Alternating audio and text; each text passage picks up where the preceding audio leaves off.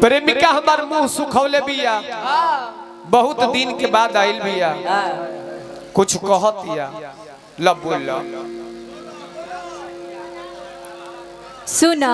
हाँ तू हमरा के भूला जा। भूला जा। हाँ भूला तो जा, लेकिन पहले जबान संभाल के बोल।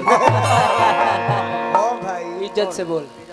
सुना, जितना जल्दी हो सके तू हमरा के भूल जा। लो काहे रे काहे? काहे से कि अब हम दूसरा के उसे प्यार करत नहीं। दूसरा के उसे? हाँ हिंका में कीड़ा पड़ल बा। आज से आई अभी से तू अपन देखा, हम अपन देख। जानत रे अपन अपन कहेले तू ठीक बा, केतनो खिसियाई रहेले, जब कोई खानी कूदे बोल दे ले मनवा हमर केंगा दुना हो जाला। मने आज काहे तू खिसियाइल बाड़ू?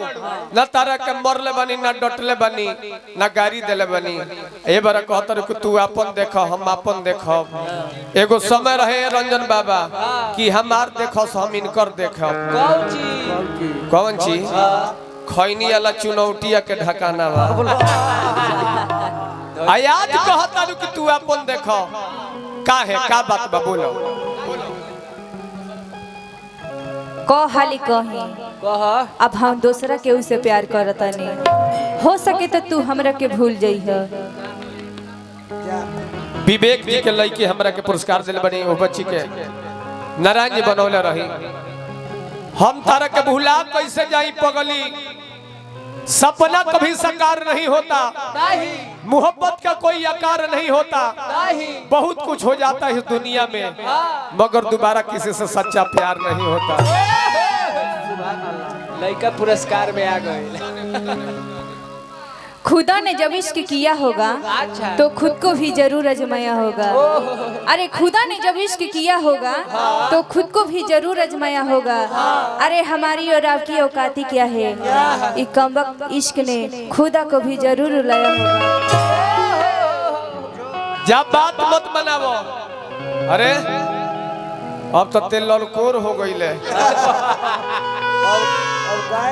लड़का कहता कि जा कि अब के हुआ मर पीसा वास नहीं होई।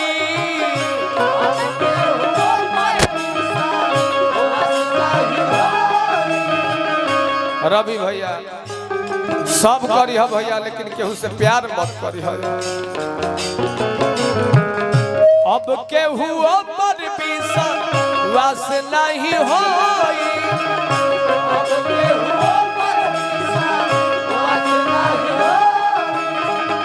साथ निभावे वाला ना बाटे कोई।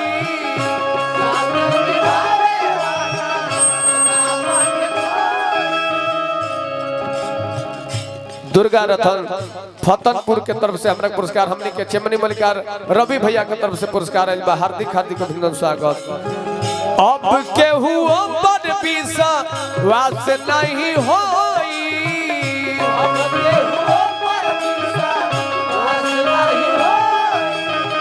साथ निभावे वाला ना बाटे कोई।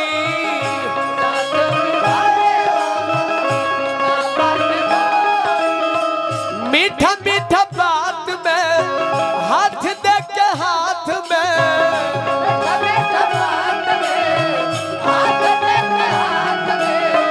मीठा मीठा बात में हाथ दे के हाथ में। जहर दे के सोला सकता।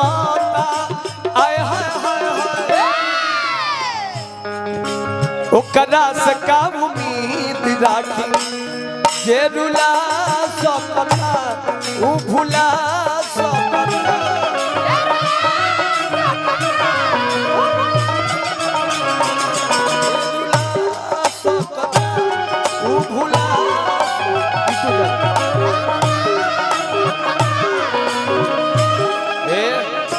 रंजन बाबा बिट्टू यादव जी नु अच्छा वो दादी के पोता हरी आप बड़ी बड़ी रुपया के पुरस्कार दिल बनी। हार्दिक हार्दिक अभिनंदन स्वागत।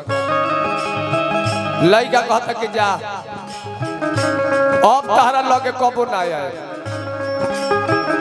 शुक्रिया शुक्रिया दर्द जो तूने दिया शुक्रिया शुक्रिया दर्द जो